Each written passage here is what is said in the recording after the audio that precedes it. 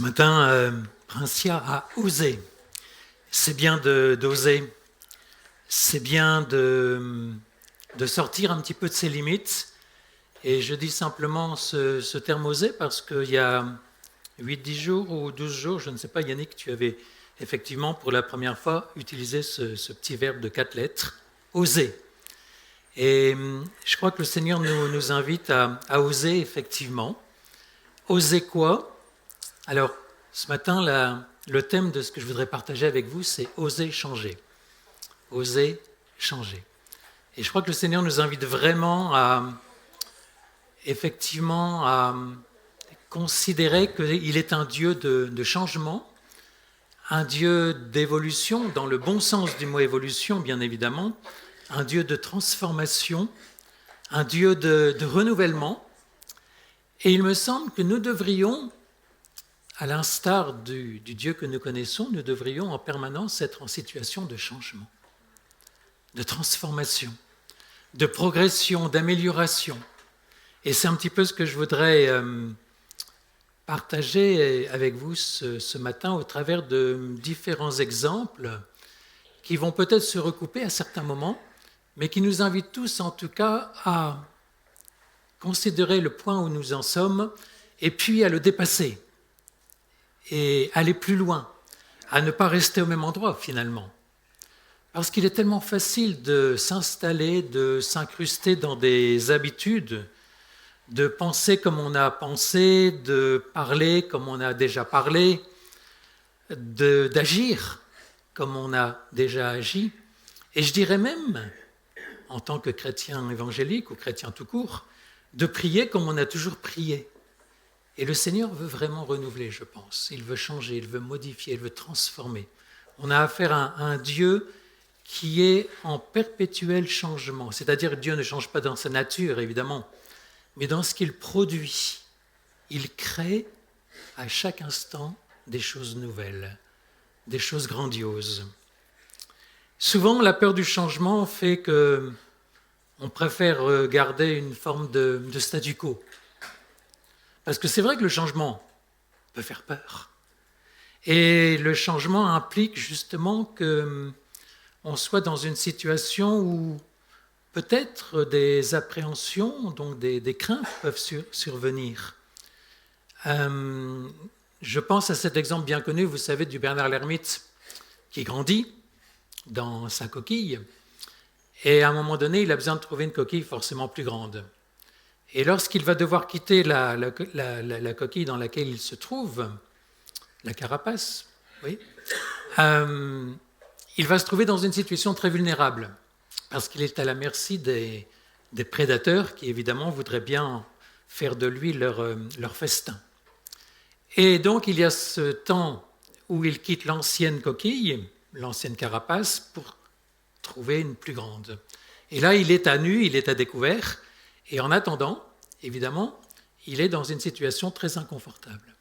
N'empêche que son salut repose dans la capacité à aller vivre dans un endroit plus grand, où il va être plus à l'aise, où il va être plus capable de s'épanouir, de grandir, et de laisser faire la nature, finalement, qui est une nature qui veut le faire progresser.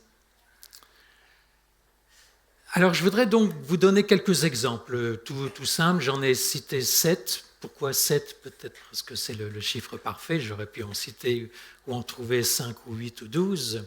Mais on va rester sur 7. C'est déjà peut-être pas si mal pour ce matin. Et on va vérifier que ce ne sont pas des choses que l'on ne fait pas et qu'on devrait faire, qui vont nous faire progresser, mais ce sont surtout des choses que l'on fait, et je dirais, et que l'on ne devrait peut-être plus faire. Vous voyez un petit peu, j'inverse les choses.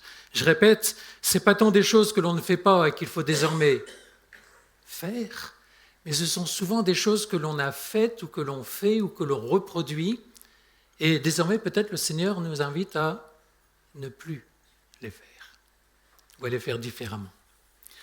Alors, voilà quelques exemples que je vous propose de manière succincte, avec quelques versets peut-être. Premier osé, ose te positionner. Cesse de te replier sur toi. Et j'aime bien ce verset dans 2 Timothée 1, au verset 12, où l'apôtre Paul dit clairement ce qu'il croit. L'apôtre Paul, c'est un apôtre de conviction. Il n'a pas peur de dire les choses. Et même si ça doit le pousser vers des difficultés, des ennuis, l'hostilité, l'animosité, et vous savez comme il a rencontré l'hostilité de ses contemporains, eh bien Paul dit les choses telles qu'il les pense. C'est à cause de cela que je souffre ces choses.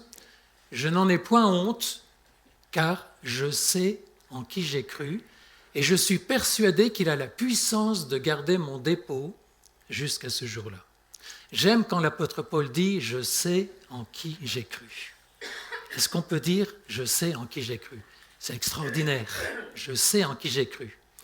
Et quels que soient les contradicteurs, quelles que soient les oppositions, quelles que soient toutes les hostilités qui vont tomber sur l'apôtre Paul, Paul maintient sa position. Il a des convictions et ces convictions débouchent bien évidemment sur des décisions. Et voilà donc un premier point, ose te positionner. Un autre, peut-être qui va un petit peu dans le même sens, c'est ne sois pas sur la défensive. Refuse le compromis. Je vous propose de lire tout de suite dans Genèse 20, au verset 2. Vous connaissez l'histoire d'Abraham.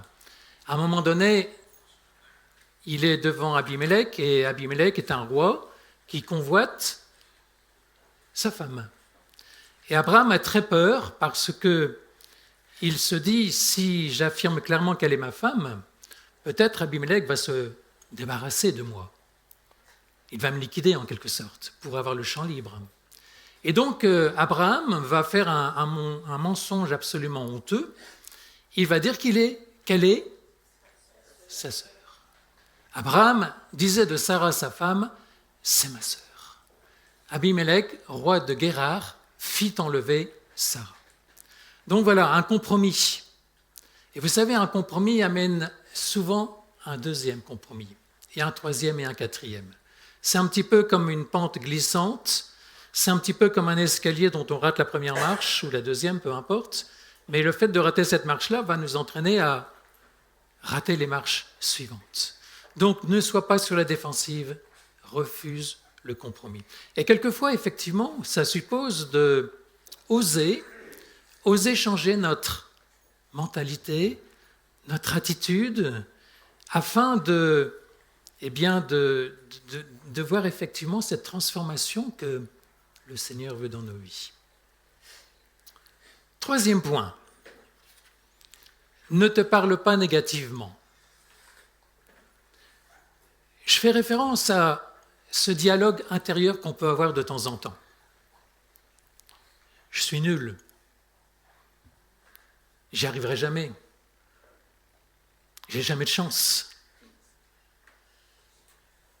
Les autres, ça va, mais moi, je rate. Et vous voyez, ce dialogue, il est en train de miner notre capacité, finalement, à progresser et aller de l'avant. Et puis je dirais, là où c'est plus grave, c'est parce que, finalement, il ne reconnaît plus à Dieu sa capacité à nous changer, à nous transformer. Il ne reconnaît plus la possibilité qu'a Dieu de faire une œuvre de transformation dans chacune de nos vies. Parce que nous, on en reste à nos habitudes, on en reste à notre vision des choses, ou notre vision de nous-mêmes plus exactement. Alors, est-ce que ça veut dire que pour autant, on va appliquer ce qu'on appelle la méthode Coué? Vous savez, la méthode Coué, c'est un peu de l'autosuggestion. Et on se persuade qu'on va y arriver, qu'on va réussir. C'est de l'autosuggestion qui peut-être ne mène à rien. Mais entre ça et ce dénigrement, si vous voulez, que nous pouvons avoir quelquefois dans notre manière intérieure de parler, je crois qu'il y a toute la place pour que le Seigneur, au contraire, et au travers de sa parole, puisse nous affirmer et même nous confirmer qu'il est en train de faire des belles choses dans notre vie. Ça prend du temps, mais le Seigneur est à l'œuvre. Regardons un petit peu dans 1 Roi 19 au verset 4 ce que Élie va dire. 1 Roi 19, verset 4.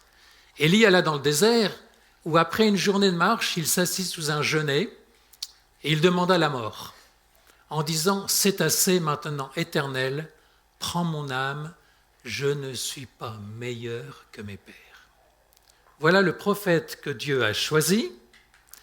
Et en quelque sorte, quand Élie proclame qu'il n'est pas meilleur que les autres, ça veut dire « Seigneur, tu as fait un mauvais choix. Tu as mal choisi.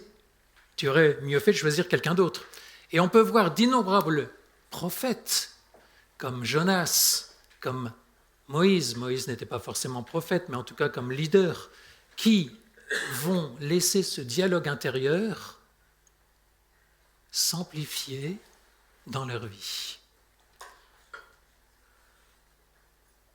Autrement dit, donne-toi le droit à l'erreur, donne-toi la capacité à être bienveillant avec toi-même, donne-toi la possibilité aussi de reconnaître tes réussites et cesse de te parler négativement.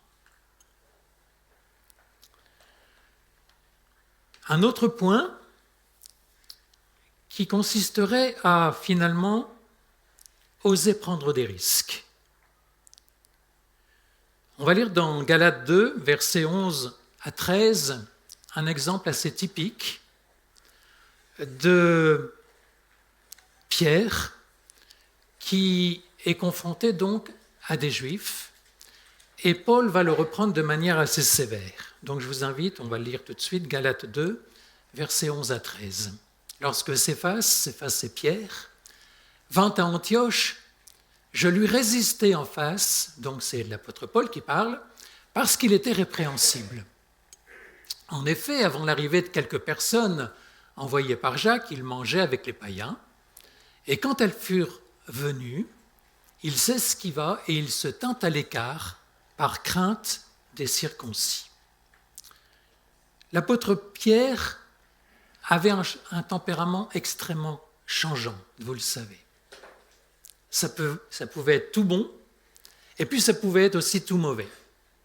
Il pouvait être à certains moments hardi, fier, téméraire, courageux, prenant des risques. Et puis à d'autres moments, quand il voyait que, je dirais, les choses tournaient mal, il avait tendance à rentrer dans sa coquille, et vous connaissez le reniement de Pierre, bien évidemment, et d'autres circonstances, on va dire, malheureuses, maladroites, où Pierre, qui était finalement assez craintif, c'est souvent comme ça quand on a un tempérament sanguin, on est fier, on est courageux en apparence, mais intérieurement, il peut arriver qu'on soit plutôt dans la crainte. Ça fait partie du tempérament sanguin. On est toujours retenez-moi avant que je fasse un malheur, en quelque sorte. Mais quand il s'agit vraiment de prendre des risques et d'agir, on voit que ce genre de tempérament souvent a des lacunes et des faiblesses, parce qu'il ne va pas jusqu'au bout. Ce sont des paroles. En tout cas, voilà.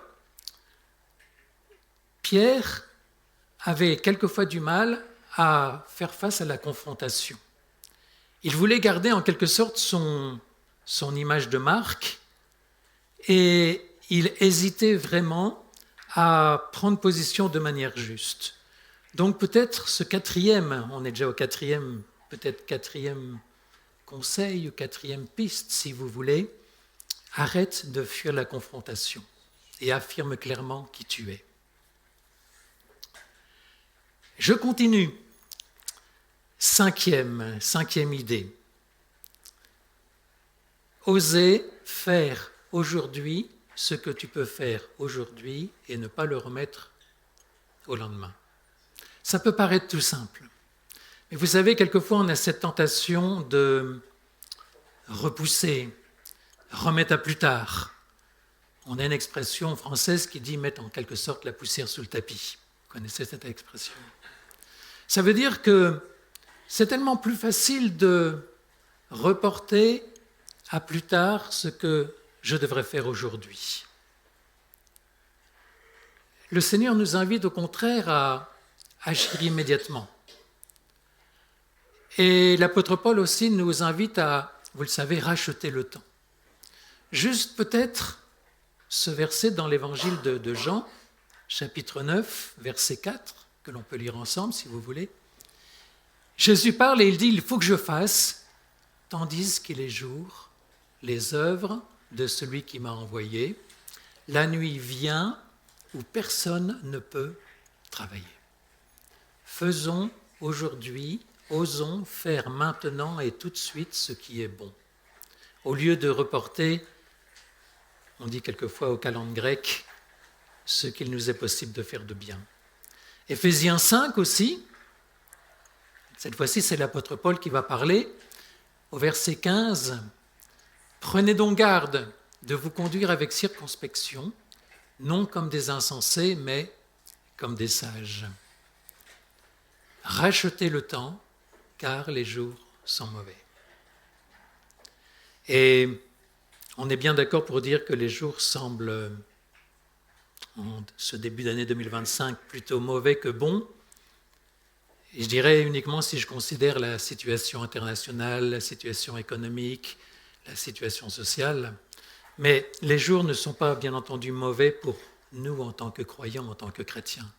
Les jours actuels nous donnent une multitude, vous le savez bien, d'occasions d'inverser la tendance, d'aller à contre-courant en quelque sorte, et puis peut-être déclarer à ce monde que si effectivement les choses semblent mauvaises, les choses semblent pires qu'elles ne l'étaient il y a encore quelques mois, quelques années, eh bien nous avons une espérance, nous avons une capacité à inverser la tendance, à changer les choses. Mais tout dépend bien entendu de notre mentalité, de notre capacité, encore une fois, à oser.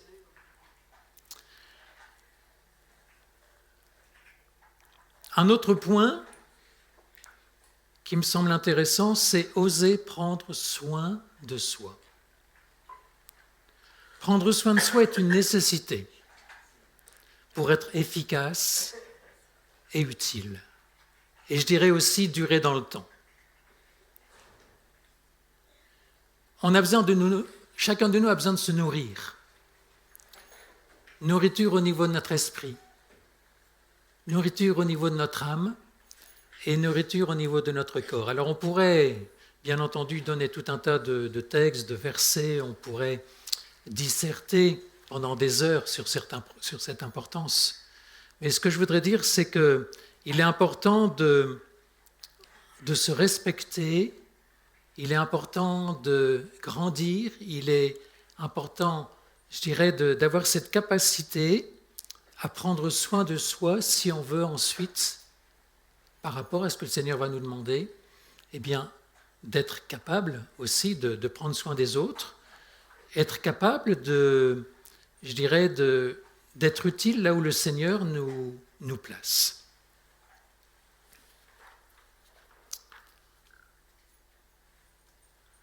Un autre point, on pourrait qualifier ce point en disant simplement « Ose vouloir sortir de ta zone de confort ». Ose vouloir sortir de ta zone de confort. C'est vrai que l'inconnu effraie. Et inversement, c'est vrai qu'une forme de routine pourrait nous sécuriser. Le problème, c'est que cette routine va nous sécuriser à tort et va, au contraire, nous enfoncer dans des habitudes, dans des comportements. Et vous savez bien que, tout commençant dans les pensées produisent les attitudes enchaînent vers des actions, et les actions enchaînent finalement vers des caractères. Et donc, c'est au niveau vraiment de nos pensées, au cœur de nos pensées, qu'il est important de prendre les bonnes décisions. Oser penser différemment. Oser dépoussiérer nos habitudes.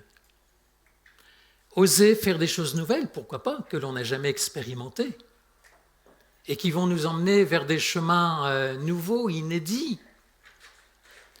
Oser prendre des risques. Oser, je dirais aussi, ne plus vouloir toujours protéger notre image personnelle. Vous savez, on a tous une image de soi, on a tous une manière d'être que l'on veut distribuer, donner de manière positive devant les frères et sœurs, devant les membres de nos familles. Et quelquefois, on prend trop de risques pour protéger notre image. C'est ce qu'on appelle le qu'en dira-t-on finalement. Et à cause du qu'en dira-t-on, à cause de ce que même nos amis vont penser, vont dire, il est possible qu'on n'ose plus emprunter des chemins nouveaux. Il est possible qu'on ait du mal à expérimenter ce qui pourtant pourrait nous faire changer profondément.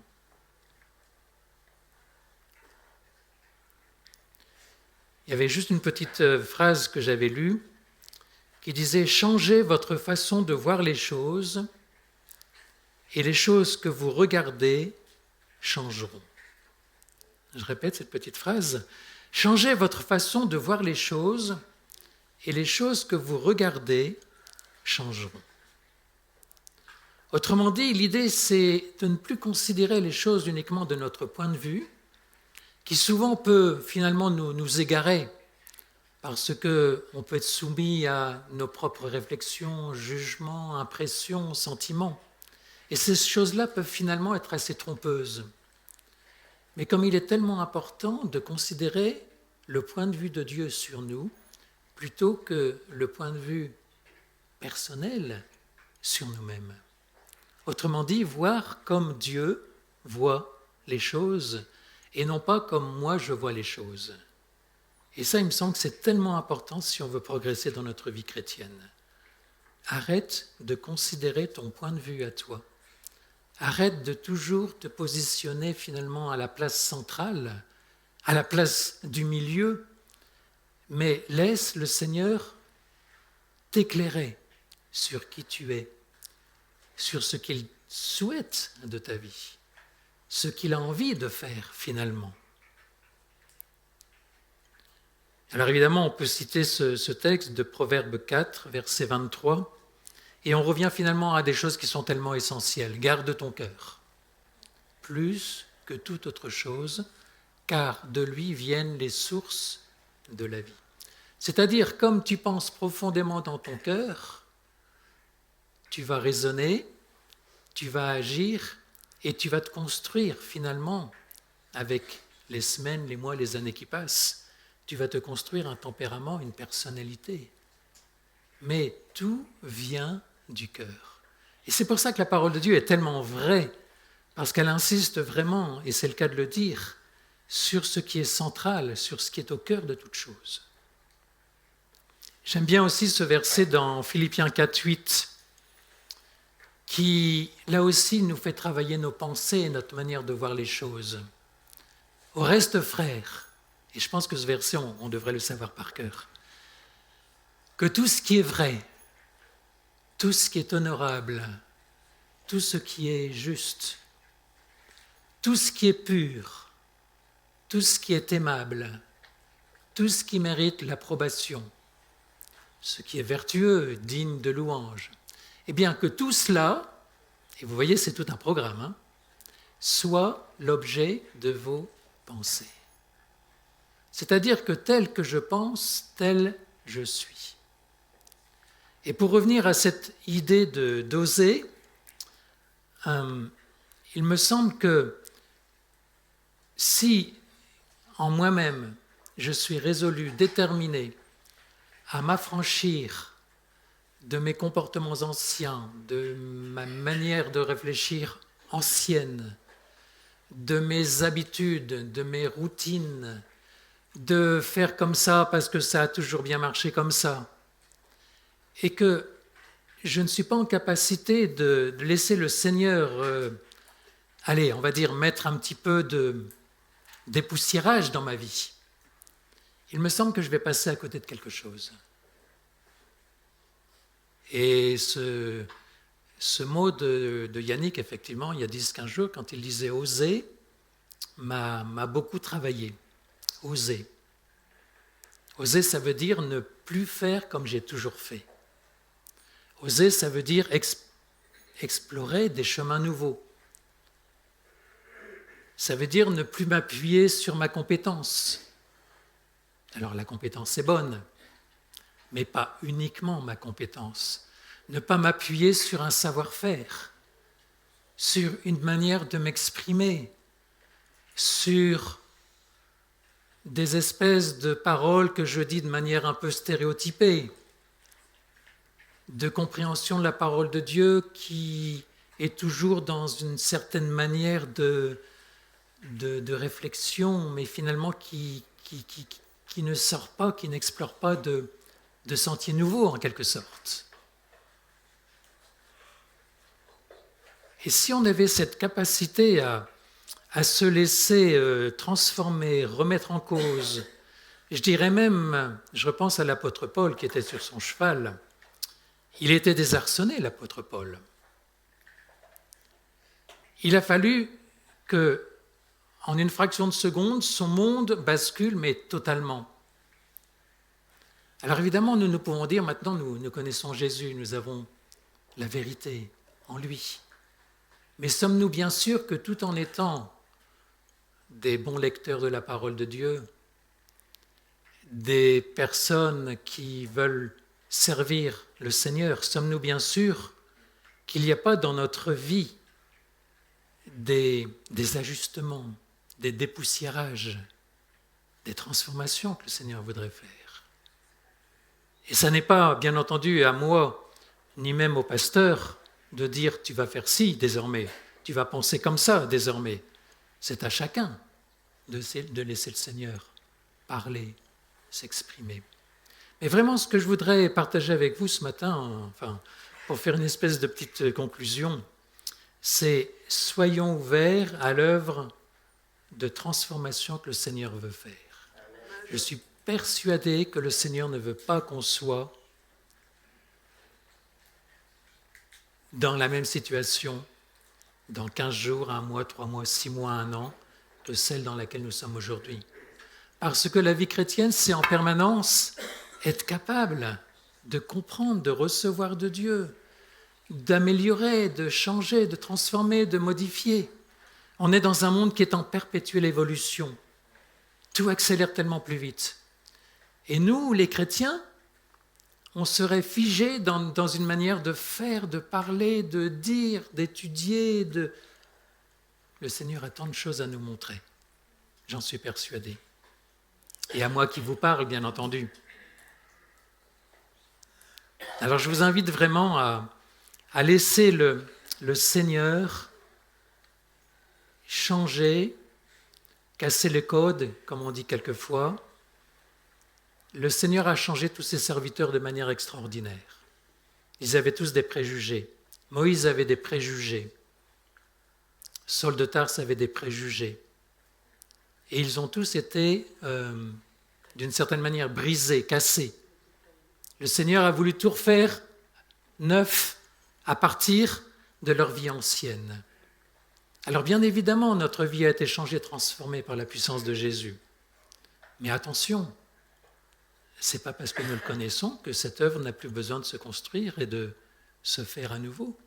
Et le Seigneur veut encore et toujours nous interpeller. Et vous savez l'image du potier, quelquefois quand le potier rate son pot, au lieu de faire des petites améliorations, qu'est-ce qu'il fait? Il décide de tout casser et puis on repart à zéro. Alors, je ne suis pas forcément partisan des cassures, des brisements, mais je suis persuadé que le Seigneur veut nous changer bien plus que ce que nous pouvons imaginer. Alors en tout cas, merci Yannick de nous avoir interpellés sur oser, 4 lettres, O-S-E-R, oser changer. Et c'est ce que je vous propose et c'est aussi mon projet, changer dans les pensées pour changer ensuite dans les attitudes, pour changer ensuite dans les actions et changer enfin dans la personnalité. Je crois que c'est ce que le Seigneur désire de chacune de nos vies. Je vous résume rapidement. Gagner en assurance, les 7 points. Gagne en assurance. Ne sois pas sur la défensive. Ne te parle pas négativement. Ne crains pas la confrontation. Ne repousse pas à demain ce que tu peux faire aujourd'hui. Ose prendre soin de toi, ton esprit, ton âme et ton corps, les trois parties. Et puis, dernier point, ose sortir de ta zone de confort. Peut-être c'est le plus important. Ose sortir de ta zone de confort. Et vraiment, honnêtement, je me dis ces choses, comme je vous l'ai dit à vous, parce qu'il me semble que chacun de nous a cette nécessité, s'il veut plaire à son Dieu, d'être aussi un bel outil qui se transforme, qui fait ce qu'on appelle des resets, vous savez en termes informatiques, des mises à jour en quelque sorte. Un ordinateur, il est en perpétuelle mise à jour. Un smartphone, il est en perpétuelle mise à jour. Nous avons besoin de mise à jour.